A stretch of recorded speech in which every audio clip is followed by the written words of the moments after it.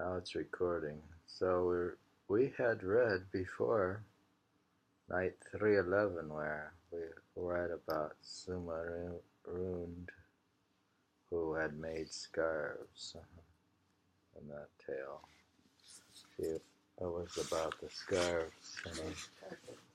She made silk curtains. Mm-hmm. In this night, it's the night 312. Scheherazade started with night 312.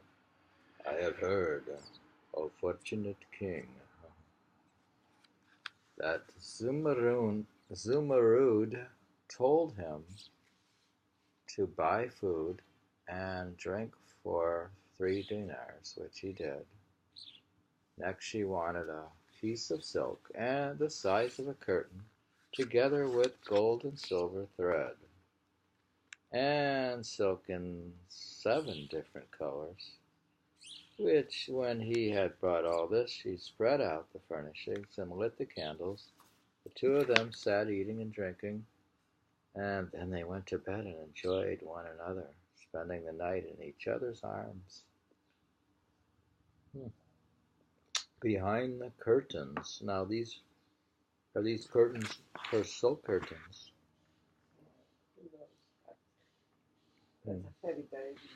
That sounds very nice. It sounds very nice. And then this was as the poet had described, and now we have the poet's comment. Quote, visit your beloved with no thought for what the envious may say. In love affairs, the envious are no help. I dreamt I saw you sleeping here with me as I kissed the cool tips of your lips. And all I saw certainty and truth. In spite of envious foes, I shall win through to it. There is no sight more lovely to the eye than that of lovers lying on one bed, embracing each other and clothed in content, each pillowing the other with wrist and arms when their loving hearts are joined. All others are found striking on cold iron. You who blame them because they are in love, can you set right a heart that has gone astray? 1 single hour of pure delight, that is your goal. Live for that single hour. Does that sound good? I live for that 1 single hour. Oh, you didn't. You didn't have it to do. Can I have an hour? If I could just get 1 single hour. You had many hours.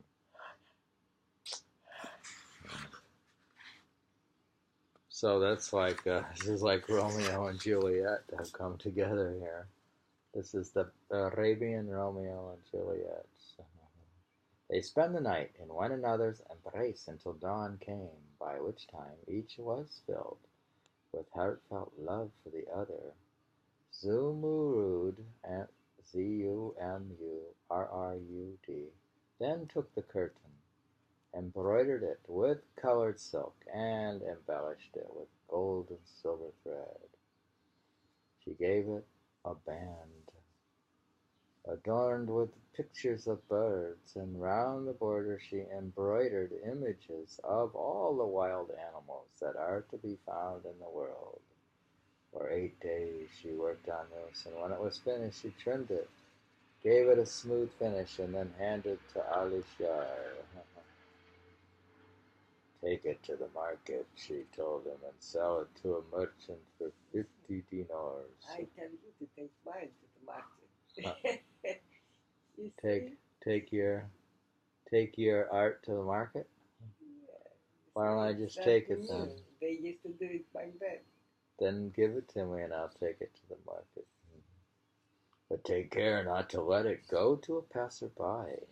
You see, it can't just go to anybody. That would lead to our being separated, as we have enemies who will not forget about us. To hear is to obey, he said, and following her instructions. He took the curtain to the market and sold it to a merchant.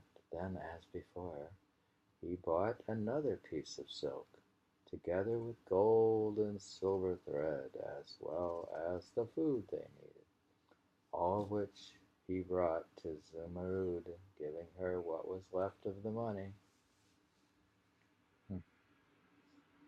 Every 8 days she would provide him with a curtain to be sold for 50 dinars. And this went on for a whole year. When the year was up, he went to the market as usual, but after he had given the curtain to the auctioneer, a Christian came up and offered him 60 dinars. He refused, but the man kept increasing his offer until it came to 100 dinars, with a 10-dinar commission for the auctioneer. This man came back to Ali Shar, and after telling him of the price offered, he tried to get him to conclude the sale. Master, he said, don't be afraid of this Christian. He can't do you any harm. The other merchants joined in, pressing him, and so, in spite of his misgivings, he concluded the sale. He set off home with the money, only to find that the Christian was walking behind him. Why are you following me? He asked, and the man replied, I've some business to do at the head of the lane. May God never reduce you to need. Then when Ali Shar reached his house, the man caught up with him. Damn you, said Ali, why are you following me wherever I go? Give me a drink of water, said the Christian, for I am so thirsty, and may Almighty God reward you. Ali said to himself, this man is a dhimmi. He came to ask me for a drink, and so, by God, I cannot disappoint him. Sounds like he's the trouble. She advised him. She had said, remember what she said? She said, Not to give it to a passerby. don't give it to a passerby. He said, but take care not to let it go to a passerby. This is what Zumurrud had said. So we don't know what's going to happen. We had read Night 312 after. In Night 311, we learned about how Zumurrud went to Ali Shar. She's the silk curtain maker.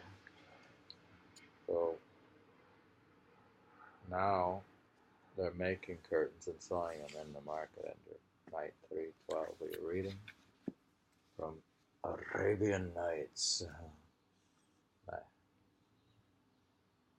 with Malcolm Lyons and the Penguin Classics.